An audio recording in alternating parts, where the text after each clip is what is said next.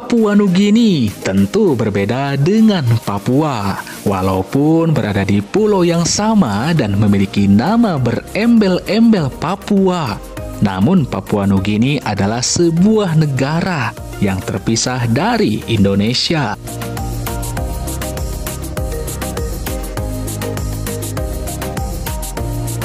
Secara genetik, warga Papua dan Papua Nugini memang memiliki kesamaan, yakni berasal dari ras Melanesia yang memiliki ciri-ciri fisik yang sangat khas, sehingga kita tidak bisa membedakan antara keduanya.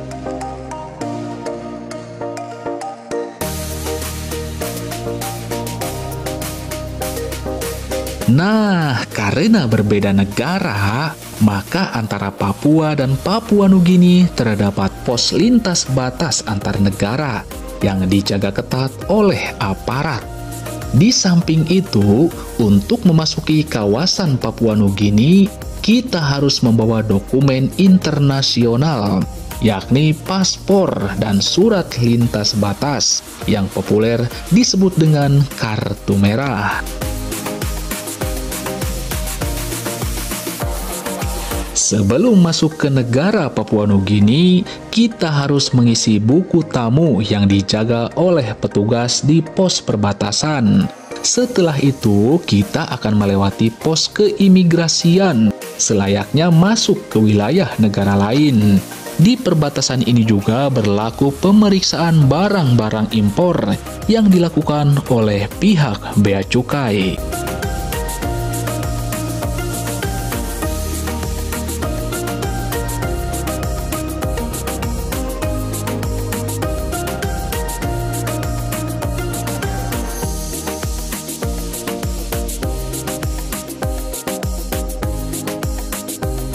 Kita sudah sampai di pos perbatasan antara Indonesia dengan Papua Nugini. Kalau ke sini tuh kita harus membawa dokumen yang diperlukan.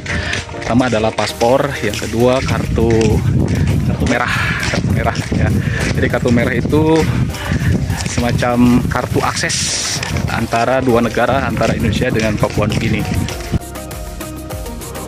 Inilah pintu gerbang yang menghubungkan antara dua negara. Setelah melewati gerbang ini, maka secara resmi kita telah menginjakan kaki di luar negeri.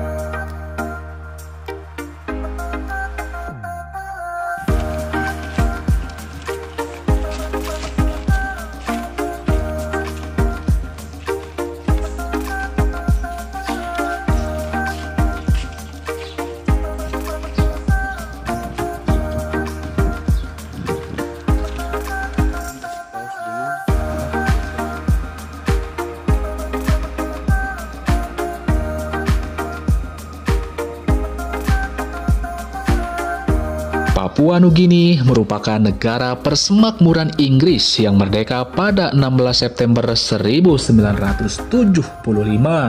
Karena statusnya sebagai negara persemakmuran Inggris, maka kepala negaranya ya tetap Raja Inggris. Namun diwakilkan kepada Gubernur Jenderal Papua Nugini dan kepala pemerintahannya adalah Perdana Menteri. Nah, yang jadi pertanyaan, kok bisa-bisanya ya negara yang berada nun jauh di Mato masih menguasai negara lain yang terpisah oleh luasnya benua dan samudra?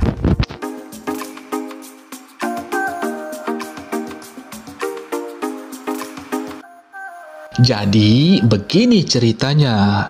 Papua Nugini pernah dijajah oleh Inggris, Jerman, kemudian Australia. Namun yang paling berkuasa dan paling berpengaruh adalah negara Inggris. Negara terakhir yang menjajah Papua Nugini adalah Australia. Hingga kemudian di tahun 1975, negara ini menjadi negara independen dan merdeka. Namun akhirnya tetap menjadi anggota Persemakmuran.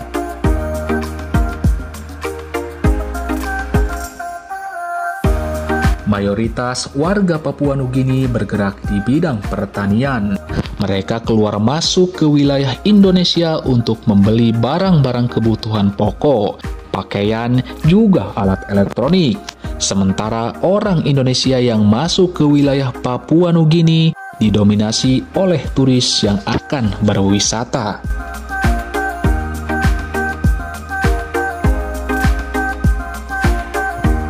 Kak, permisi Kak. Oh ya, Kakak ini dari mana Kak? dari Papua. Mau ke masuk berarti? Oh ya, ini saya mau ke Papua Nugini. Berarti kakak ini orang Indonesia? Ya, saya orang Indonesia. Ke sini Ingin berlibur sama pantai, katanya pantainya bagus di sini.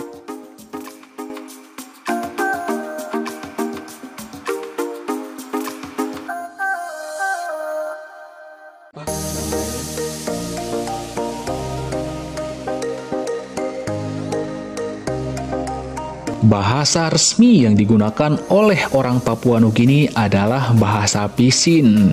Sehingga saat saya mengajak komunikasi mereka dengan bahasa Indonesia, mereka jelas tidak mengerti. Aduh, kasihan sekali. Padahal saya pingin sekali ngobrol dengan warganya. Untuk alat tukar, Papua Nugini menggunakan mata uang Kina. Nah, menariknya nih, ternyata nilai mata uang Kina jauh lebih besar dibanding rupiah. Nilai 1 Kina adalah Rp4.000. Duh, menyedihkan sekali ya nasib si rupiah, jangankan sanggup mengejar dolar. Bersaing dengan negara tetangga yang masih berkembang pun kalah jauh. Jadi mata uang Papua Nugini adalah Kina ya. Jadi 1 Kina ini Rp4.000. Jadi kita bisa tukar uang di sini. Nah, ini mata uang Papua Nugini Kina ini 5 Kina. Jadi Rp20.000 untuk 1 lembar ini 5 Kina, nilainya Rp20.000 ya. Ada satu hal yang unik nih. Di pos lintas batas ini ternyata ada satu area yang statusnya not owned by anyone. Artinya tidak dimiliki oleh siapapun. Jadi area ini boleh dibilang tanah tak bertuan dan tidak masuk ke negara manapun, baik Indonesia maupun Papua Nugini. Area perbatasan antara negara Indonesia dan negara Papua Nugini. Di sebelah kiri saya adalah negara Indonesia dan di sebelah kanan negara Papua Nugini. Jadi antara Indonesia dan Papua Nugini terdapat satu area yang kurang lebih seluas lapangan bola, dan area ini tidak diklaim baik oleh Indonesia maupun negara Papua Nugini. Jadi area ini merupakan area bebas, tidak dimiliki oleh kedua negara.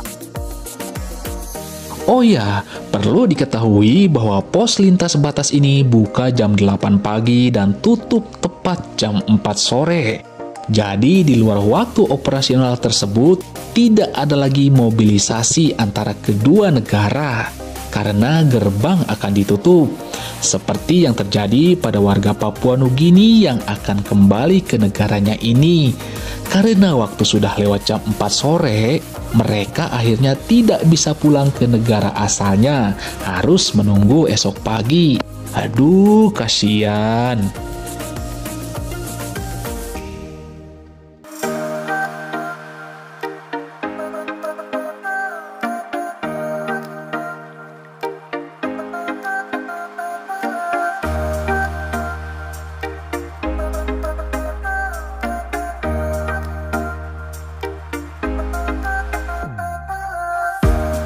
Sebagai dua negara yang berbatasan, Indonesia dan Papua Nugini sudah barang tentu memiliki hubungan erat dan kerjasama yang intim. baik secara ekonomi, sosial, politik, juga bidang-bidang yang lain. Namun bukan berarti kedekatan itu tidak lepas dari potensi-potensi bahaya dan konflik secara bilateral. Oleh karenanya, di pos perbatasan ini, masing-masing negara menugaskan aparat untuk menjaga stabilitas dan keamanan masing-masing negara.